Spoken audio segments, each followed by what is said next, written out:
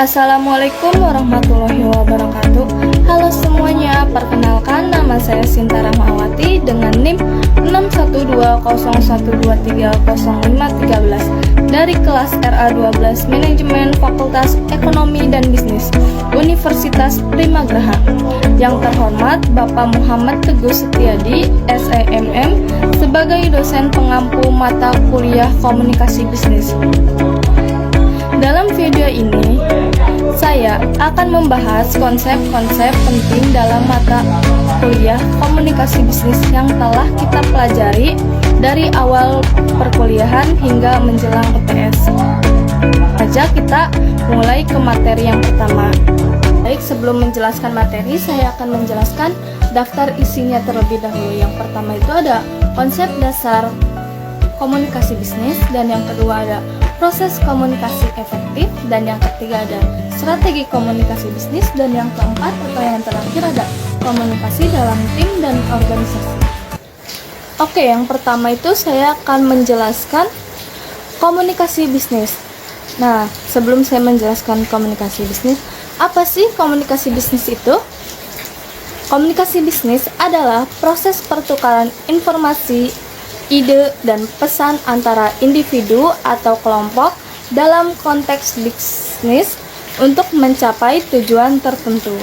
Dan selanjutnya ada unsur-unsur komunikasi yang penting dalam proses komunikasi yang baik adalah yang pertama itu ada komunikator, pengirim pesan yang bisa berupa satu orang, banyak orang, atau massa.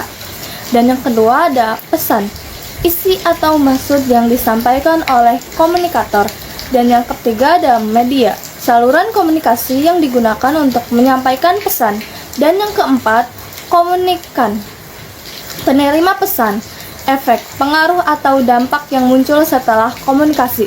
Selain itu, ada beberapa unsur yang juga bisa menjadi bagian dari proses komunikasi seperti lingkungan yang biasa berupa lingkungan psikolog, fisik, budaya, dan dimensi waktu. Noise atau gangguan yang bisa berasal dari suara musik keras atau bencana alam, yaitu proses pengubah informasi menjadi pesan. Komunikasi bisa terjadi dalam bentuk seperti verbal atau menggunakan kata-kata, dan nonverbal menggunakan gerakan tubuh, ekspresi wajah, dan bahasa tubuh. Oke, materi selanjutnya ada ciri-ciri komunikasi. Yang pertama, bersifat formal dan profesional. Apa sih bersifat formal dan profesional itu? Bersifat formal dan profesional berarti sesuai dengan peraturan, adat, kebiasaan, dan etika yang berlaku. Formal, sesuatu yang sesuai dengan peraturan atau adat kebiasaan yang berlaku. Kata formal berasal dari bahasa Latin, yaitu form yang berarti bentuk. Sedangkan profesional, seorang yang menjalankan profesi dengan benar dan sesuai etika. Profesional memiliki keahlian, pengetahuan, dan keterampilan tertentu dalam suatu bidang yang telah diakui oleh masyarakat. Dan yang kedua, bertujuan untuk mendukung aktivitas bisnis. Tujuan dari semua kegiatan ini adalah untuk mendapatkan keuntungan bisnis, adalah perusahaan komersial. Dalam dunia bisnis, dalam ilmu komunikasi, bisnis adalah organisasi yang menjual barang atau jasa kepada konsumen atau bisnis lain untuk mendapatkan keuntungan. Dan yang ketiga atau terakhir, menggunakan berbagai media, lisan, tertulis, visual. Menggunakan berbagai itu dalam konteks komunikasi dapat membantu menyampaikan informasi dengan lebih baik. Komunikasi visual itu komunikasi nonverbal yang menyampaikan pesan atau informasi melalui visual, seperti gaya rambut, make up, atau pakaian. Komunikasi visual dapat membantu beberapa orang dalam mengkonsumsi informasi. Dan yang kedua, komunikasi verbal. Komunikasi yang menggunakan lisan dan tulisan untuk menyampaikan pesan. Contohnya, komunikasi verbal ada percakapan, presentasi, panggilan telepon, dan wawancara. Dan yang ketiga, komunikasi tertulis. Komunikasi yang dilakukan melalui tulisan, seperti mengirim surat. Contoh, media komunikasi cetak adalah buku, brosur, majalah seperti kabar. Dan di sini ada tujuan komunikasi bisnis. Tujuan dari komunikasi bisnis adalah untuk memastikan bahwa informasi yang relevan dan penting dapat disampaikan secara efektif dalam konteks bisnis sehingga mendukung pencapaian tujuan organisasi. Nah, selanjutnya ada umpan balik atau feedback, adalah tanggapan atau respon terhadap satu pesan yang dikirimkan. Umpan balik itu dapat berupa verbal atau nonverbal dan positif ataupun negatif. Positif itu berarti umpan balik atau kata-kata yang baik, sedangkan yang negatif itu kata-kata yang kurang baik. Saya akan menjelaskan lebih detail umpan balik itu. Umpan balik memiliki berbagai jenis. Yang pertama itu ada umpan balik verbal ya. Umpan balik verbal yang disampaikan melalui kata-kata atau bahasa, baik tulisan maupun tulisan. Dan yang kedua itu ada umpan balik nonverbal.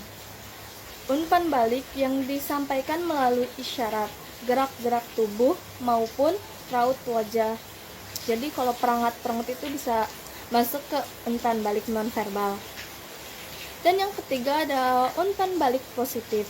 Umpan balik yang memberikan ketika komunikasi paham dan menyetujui pesan yang disampaikan. Dan yang keempat ada umpan balik negatif. Umpan balik yang diberikan ketika komunikasi tidak setuju terhadap isi pesan. Selanjutnya ada kesalahpahaman dalam komunikasi. Kesalahpahaman dalam komunikasi adalah kondisi ketika pesan yang disampaikan tidak diterima atau terkirim dengan jelas, sehingga terjadi ketidaksesuaian antara apa yang dimaksud dan apa yang dipahami. Kesalahpahaman ini dapat menimbulkan sebagai dampak. Yang pertama itu ada informasi yang disampaikan menjadi terdistorsi, dan yang kedua munculnya konflik dalam hubungan pribadi maupun profesional, dan yang ketiga penerimaan informasi yang salah, dan yang keempat permasalahan-permasalahan lainnya yang dapat berpengaruh kepada hasil kerja. Beberapa hal yang dapat menyebabkan kesalahpahaman dalam komunikasi diantaranya yang pertama itu ada tidak satu pemikiran, dan yang kedua tidak sampainya tujuan atau perasaan ide atau pikiran, dan yang ketiga perbedaan budaya, 4 komunikasi nonverbal seperti gestur dan bahasa tubuh. Nah, di sini ada beberapa langkah untuk memperbaiki komunikasi dalam organisasi. Memperbaiki komunikasi dalam organisasi adalah langkah penting untuk meningkatkan efektivitas kerja, membangun hubungan yang harmonis, dan mencapai tujuan bersama. Berikut adalah beberapa cara yang menurut saya efektif. Dan yang pertama ada membangun budaya komunikasi terbuka. Menurut saya, organisasi yang menciptakan lingkungan di masa semua anggota merasa nyaman untuk berbicara, memberikan masukan, atau menyampaikan keluhan tanpa takut dihakimi. Hal ini bisa dilakukan dengan mendukung dialog yang konstruktif. Dan yang kedua ada meningkatkan keterampilan komunikasi anggota. Memberikan pelatihan tentang keterampilan komunikasi seperti mendengarkan aktif, berbicara dengan jelas, dan menangani konflik dapat membantu memperbaiki komunikasi antar anggota organisasi. Dan yang ketiga ini ada menggunakan teknologi yang tepat. Menurut saya, menggunakan alat komunikasi yang sesuai seperti aplikasi pesan instan, email, atau platform kolaborasi online dapat membantu menyampaikan informasi dengan lebih cepat dan efisien, terutama untuk tim yang tersebar. Dan yang keempat ada mengadakan rapat yang efektif, yang dimana rapat yang terstruktur dapat dengan agenda yang jelas dapat membantu anggota fokus pada topik utama dan mencegah pemborosan waktu. Setiap anggota juga perlu diberi kesempatan untuk berkontribusi. Selanjutnya ada komunikasi dalam organisasi. Komunikasi dalam organisasi adalah proses pertukaran pesan atau informasi yang dilakukan untuk mencapai tujuan tertentu dalam sebuah organisasi. Komunikasi ini dapat dilakukan secara formal maupun informal, asalkan tujuannya dapat tercapai. Komunikasi dalam organisasi memiliki beberapa fungsi diantaranya. Yang pertama itu ada membangun niat baik agar saling mengerti antara organisasi dan orang di dalamnya. Dan yang kedua, memunculkan jaringan informasi dalam organisasi. Dan yang ketiga, mengatasi lingkungan yang tidak pasti atau berubah-ubah. Komunikasi yang efektif dalam organisasi dapat menciptakan hasil yang selaras dan tercapainya target, visi, dan misi organisasi. Beberapa cara untuk membangun komunikasi yang baik dalam organisasi adalah yang pertama itu terbuka terhadap pendapat dan masukan, membuat forum diskusi, menyampaikan informasi secara jelas, memberikan feedback kepada masing-masing individu, memberikan dukungan kepada masing-masing anggota, berinteraksi selama jam istirahat, berdiskusi tentang topik informal, bersikap ramah, dan juga menggunakan bahasa tubuh dengan benar. Faktor-faktor yang dapat mempengaruhi efektivitas komunikasi organisasi diantaranya saluran komunikasi formal, struktur wewenang organisasi, spesialisasi jabatan, kepemilikan informasi. Adapun masalah komunikasi organisasi. Nah, di sini saya mengambil contohnya di tempat kerja. Masalah komunikasi umum di tempat kerja meliputi perbedaan budaya, sikap, kurangnya motivasi, keterampilan mendengarkan yang buruk, rendahnya kualitas komunikasi tertulis, alat yang tidak sesuai, dan terlalu banyak berbagai masalah komunikasi dalam organisasi dapat berdampak buruk pada produktivitas karyawan dan keberhasilan perusahaan mencapai targetnya. Untuk mengatasi masalah komunikasi, kalian dapat mencoba beberapa hal berikut. Yang pertama itu tidak terlalu baku dalam proses berkomunikasi, dan yang kedua saling pengertian atau memahami satu sama lain, dan yang ketiga jadilah pendengar yang baik dan menerima pendapat orang lain, dan selanjutnya ada tidak membawa masalah pribadi ke lingkungan pekerjaan. Dan yang selanjutnya ada saling keterbukaan dalam hal pekerjaan dan percaya satu sama lain. Dan yang terakhir ada rutin melakukan rapat evaluasi kerja. Jenis-jenis komunikasi. Ada beberapa jenis komunikasi, di antaranya yang pertama ada komunikasi verbal. Komunikasi yang dilakukan secara lisan atau tulisan. Komunikasi nonverbal, komunikasi yang dilakukan dengan menggunakan isyarat, gerak tubuh, mimik wajah, intonasi, dan gaya bahasa. Sedangkan komunikasi lisan, komunikasi yang terjadi secara langsung dan tidak dibatasi oleh jarak. Yang keempat ada komunikasi tertulis. Komunikasi yang disampaikan dalam bentuk tertulis seperti surat, pesan, teks singkat, foto, belangko, spanduk, dan gambar.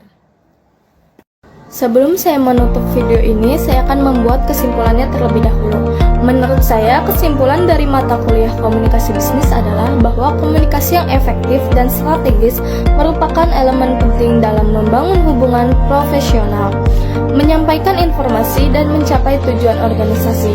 Mata kuliah ini menekankan pentingnya kemampuan berkomunikasi secara lisan maupun tertulis, memahami audiens, memilih media yang tepat, serta menerapkan etika komunikasi untuk menciptakan kolaborasi produktif di lingkungan bisnis.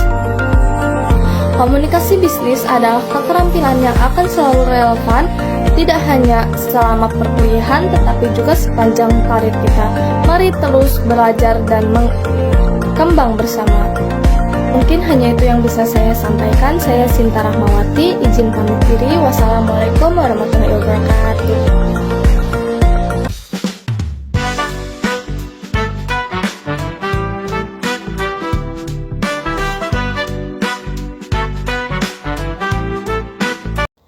Halo semuanya, perkenalkan nama saya Sinta Rahmawati dengan NIM 61201230513 dari kelas RA12 Manajemen Fakultas Ekonomi dan Bisnis Universitas Primagraha. Yang terhormat Bapak Muhammad Teguh Setiadi sebagai dosen pengampu mata kuliah Komunikasi Bisnis.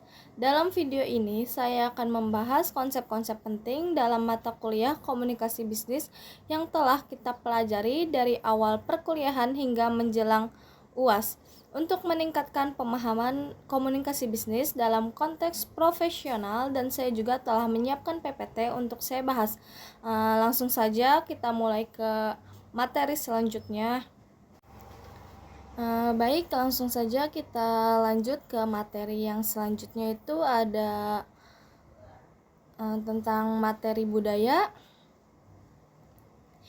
Menurut saya, budaya adalah sistem nilai, norma, kepercayaan, adat istiadat, bahasa, simbol, serta praktek sosial yang dimiliki dan diwariskan oleh suatu kelompok masyarakat dari generasi ke generasi. Budaya membentuk cara berpikir, berperilaku, dan berinteraksi manusia dalam kehidupan sehari-hari. Selanjutnya juga ada pengertian komunikasi antar budaya. Komunikasi antar budaya adalah proses pertukaran pesan atau informasi antara individu atau kelompok yang memiliki latar belakang budaya yang berbeda. Proses ini mencakup perbedaan bahasa, nilai, norma, dan gaya komunikasi yang dapat mempengaruhi pemahaman dan interpretasi pesan. Dan ada juga alasan dan pentingnya mempelajari komunikasi antar budaya. Menurut saya, mempelajari komunikasi antar budaya yang penting karena beberapa alasan. Itu bisa meningkatkan pemahaman dan toleransi terhadap perbedaan budaya sehingga mengurangi kesalahpahaman dan konflik, memudahkan interaksi dalam lingkungan global terutama dalam bentuk dunia bisnis, pendidikan dan hubungan internasional, meningkatkan aktivitas komunikasi karena kita bisa memahami norma dan kebiasaan komunikasi yang berbeda, mendukung kerjasama multikular baik dalam tim kerja organisasi maupun masyarakat yang beragam. Dan ada pula hambatan komunikasi antar budaya. Pasti dalam komunikasi itu ada hambatan kan? Menurut saya ada beberapa hambatan utama dalam komunikasi antar budaya, yaitu hambatan bahasa. Perbedaan bahasa dan makna kata bisa menyebabkan kesalahpahaman.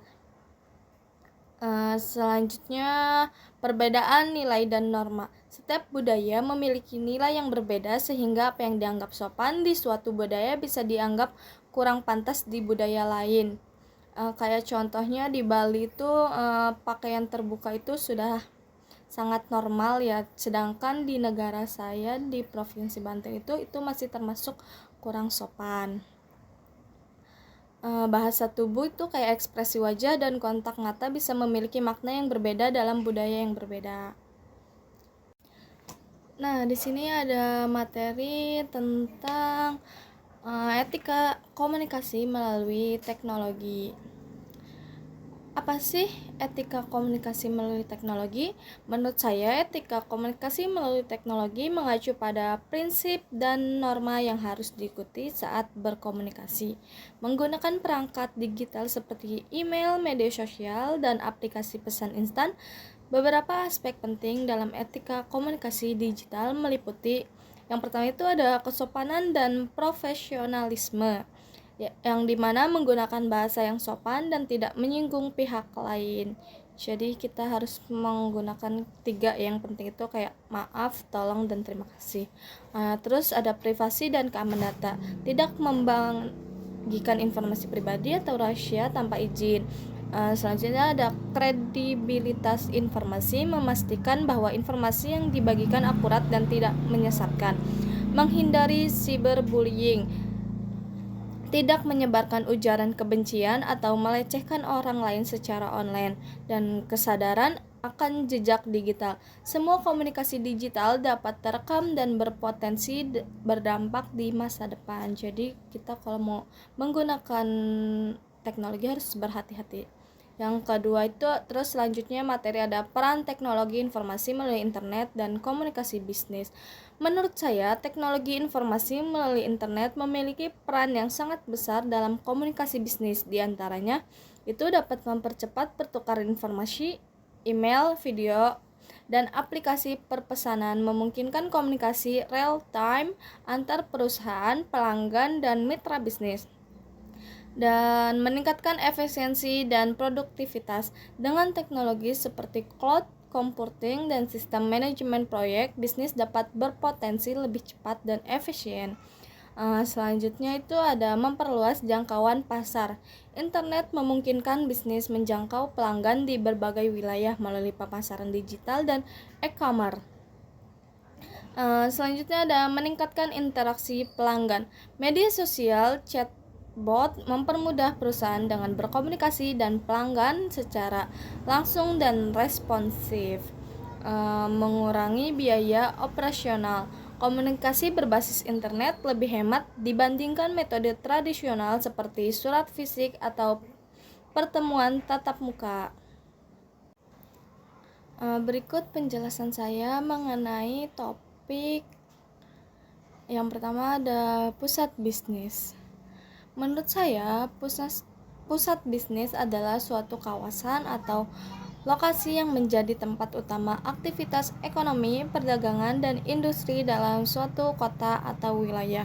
Pusat bisnis biasanya memiliki infrastruktur yang mendukung seperti perkantoran, bank, pusat perbelanjaan, dan fasilitas transportasi yang memadai. Contoh pusat bisnis yang terkenal adalah Central Business District atau CBD di berbagai kota besar. Surat dapat dibagi berdasarkan beberapa kategori, yaitu berdasarkan sifatnya. Surat pribadi untuk keperluan pribadi, surat resmi digunakan oleh instansi atau organisasi. Berdasarkan isi dan tujuan surat bisnis. Berdasarkan isi dan tujuan itu ada surat bisnis, surat dinas, surat undangan, surat pemberitahuan. Berdasarkan bentuknya itu ada surat formal mengikuti format resmi, dan surat informal yaitu lebih fleksibel. Di sini juga ada tujuan surat bisnis. Menurut saya, surat bisnis memiliki beberapa tujuan utama, antara lain sebagai alat komunikasi resmi antara perusahaan, pelanggan, mitra bisnis, atau pemerintah. Menyampaikan informasi seperti penawaran, permintaan, konfirmasi, atau pengumuman bisnis, menjalin hubungan profesional dengan pihak lain dalam dunia usaha, menjadi bukti tertulis yang bisa digunakan sebagai referensi di kemudian hari, membangun citra perusahaan melalui komunikasi yang baik dan profesional. Dan yang keempat ini ada bentuk surat bisnis. Surat bisnis memiliki beberapa bentuk yang standar, antara lain tuh bentuk full block style, semua bagian surat dimulai dari margin kiri, rata kiri. Bentuk semi block style seperti full block tetapi paragrafnya menonjol ke dalam. Nah, di sini juga ada beberapa materi yang untuk saya bahas. Berikut penjelasan saya mengenai topik-topik yang ada di PPT ini. Menurut saya, proposal adalah dokumen tertulis yang berisi rencana atau usulan suatu kegiatan yang diajukan kepada pihak lain untuk mendapatkan persetujuan, dukungan, atau pendanaan. Proposal biasanya digunakan dalam dunia akademik, bisnis, organisasi untuk menjelaskan tujuan, manfaat, dan langkah-langkah pelaksanaan suatu program atau proyek. Dan selanjutnya ada macam-macam dan fungsi proposal. Itu berisi rencana usaha atau proyek bisnis yang diajukan kepada investor atau mitra bisnis. Proposal penelitian itu digunakan dalam dunia akademik untuk mengajukan rencana penelitian ilmiah. Sedangkan proposal kegiatan digunakan untuk merancang atau acara kegiatan seperti seminar, pelatihan, atau perlombaan. Di sini ada proposal proyek berisi usulan proyek tertentu yang biasanya berkaitan dengan membangun atau pengembangan suatu sistem. Dan ada juga fungsi proposal sebagai panduan dalam pelaksanaan kegiatan untuk meyakinkan pihak lain agar memberikan dukungan atau persetujuan sebagai bahan evaluasi sebelum, selama, dan setelah kegiatan berlangsung untuk mempermudah komunikasi antara pihak yang terlibat dalam suatu program atau proyek. Dan ada juga efektivitas dan struktur proposal. Efektivitas proposal yang efektif harus memiliki beberapa karakteristik sebagai berikut. Yang pertama itu jelas dan sistematis, menggunakan bahasa yang mudah dipahami dan tersusun dengan baik. Realitas rencana yang diajukan harus bisa dilaksanakan sesuai dengan sumber daya yang tersedia. Komprehensif, menyertakan semua informasi yang dibutuhkan termasuk tujuan, latar belakang, anggaran, dan mode pelaksanaan. Selanjutnya ada menarik dan persuasif, mampu meyakinkan pihak yang dituju agar mendukung usulan tersebut. Adapun di sini struktur proposal. Yang pertama itu judul, ya yang pasti judul proposal. Yang kedua pendahuluan, itu berisi latar belakang, rumusan masalah, dan tujuan. Yang ketiga itu isi proposal, yang dimana itu terdiri dari rencana kegiatan, metode, dan anggaran. Yang keempat penutup, kesimpulan, harapan, kontak yang bisa dihubungi. Yang kelima lampiran jika ada. Dan selanjutnya ada pengertian proposal. Menurut saya, laporan adalah dokumen yang berisi informasi atau hasil suatu kegiatan yang disusun secara sistematis dan objektif berdasarkan data dan fakta yang ada. Laporan bisnis bersifat akademis bisnis atau administrasi tergantung tujuan dan pihak yang menerima laporan tersebut. Oke, selanjutnya di sini ada fungsi laporan. Menurut saya, laporan memiliki beberapa fungsi utama, yaitu yang pertama itu bisa sebagai alat komunikasi, menyampaikan informasi penting secara tertulis kepada pihak terkait. Adapun sebagai bahan evaluasi yang dimana digunakan untuk menilai keberhasilan suatu kegiatan atau proyek. Sebagai bukti dan dokumentasi yang dimana menjadi arsip resmi yang bisa dijadikan referensi di masa depan sebagai dasar pengambilan keputusan. Informasi dalam laporan membantu pemimpin atau pihak yang berkepenting dalam membuat kebijakan atau strategi. Dan di sini yang pembahasan kedua itu pedoman membuat laporan yang baik. Laporan yang baik itu harus memenuhi beberapa kriteria berikut. Yang pertama itu jelas dan sistematis, menggunakan bahasa yang mudah dipahami dan disusun secara struktur, objektif dan akurat, berdasarkan data dan fakta yang dapat dipertanggungjawabkan, ringkas tetapi lengkap, tidak bertele-tele tetapi tetap mencakup semua informasi yang penting dan relevan. Informasi yang disampaikan harus sesuai dengan tujuan laporan. Terus harus menarik dan profesional, menggunakan format dan tata letak yang rapi serta mudah dibaca. Dan di sini juga ada penggolongan laporan bisnis. Laporan bisnis dapat dikategorikan berdasarkan beberapa aspek. Yang pertama itu berdasarkan sifatnya. Laporan rutin dibuat secara berskala seperti laporan keuangan bulanan atau tahunan. Laporan insidental dibuat untuk kejadian tertentu seperti laporan investigasi atau analisis pasar berdasarkan isi dan tujuannya. Laporan keuangan itu berisi informasi tentang kondisi keuangan perusahaan, dan laporan penjualan itu menyajikan data tentang kinerja penjualan dalam periode tertentu. Laporan analisis pasar itu mengkaji tren pasar dan perilaku konsumen. Sedangkan laporan proyek menjelaskan perkembangan atau hasil proyek tertentu. Dan ini juga ada sistematika laporan. Struktur laporan umumnya terjadi dari yang pertama itu halaman judul, berisi judul laporan, nama penyusun, dan tanggal pembuatan. Dan yang kedua kata pengantar singkat mengenai isi laporan.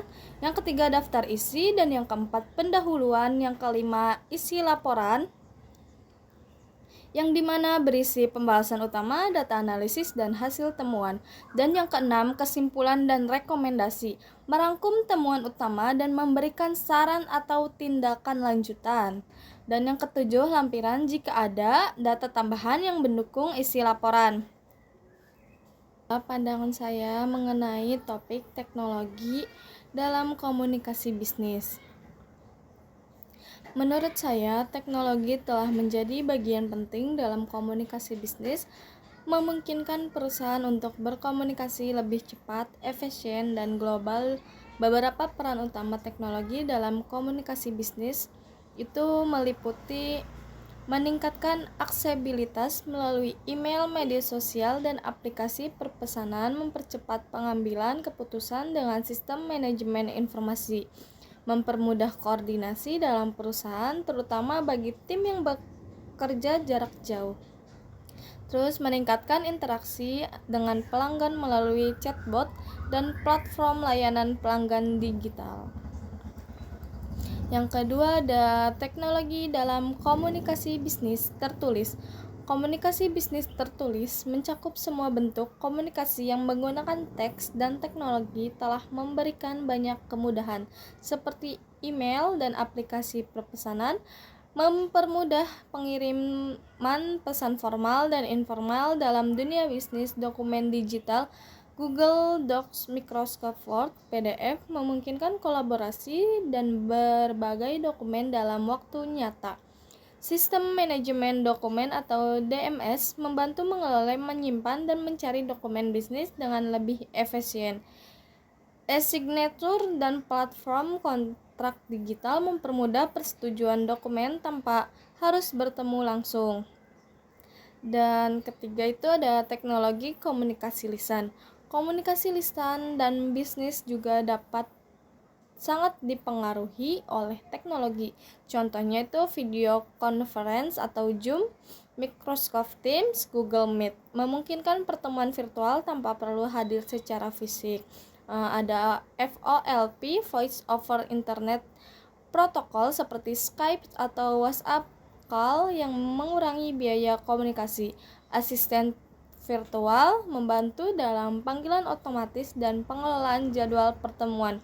Podcast atau webinar digunakan untuk menyampaikan informasi bisnis secara luas. Yang keempat ada pengaruh teknologi terhadap komunikasi. Teknologi memberikan dampak besar terhadap komunikasi baik positif maupun negatif. Nah, di sini ada dampak positifnya itu meningkatkan efisiensi dan kecepatan komunikasi, memudahkan komunikasi global dan lintas budaya, mengurangi biaya operasional dalam komunikasi bisnis, memungkinkan fleksibilitas kerja seperti kerja remote dan hybrid.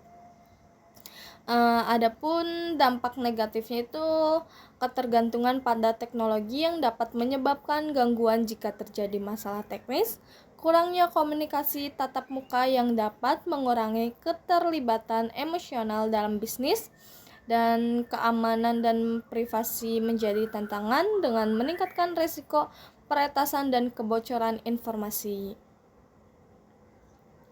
Kesalahpahaman dalam komunikasi digital, terutama dalam pesan teks yang bisa disalahartikan. Baiklah, mungkin cukup segitu materi yang saya sampaikan, kurang lebihnya mohon maaf. Wassalamualaikum warahmatullahi wabarakatuh.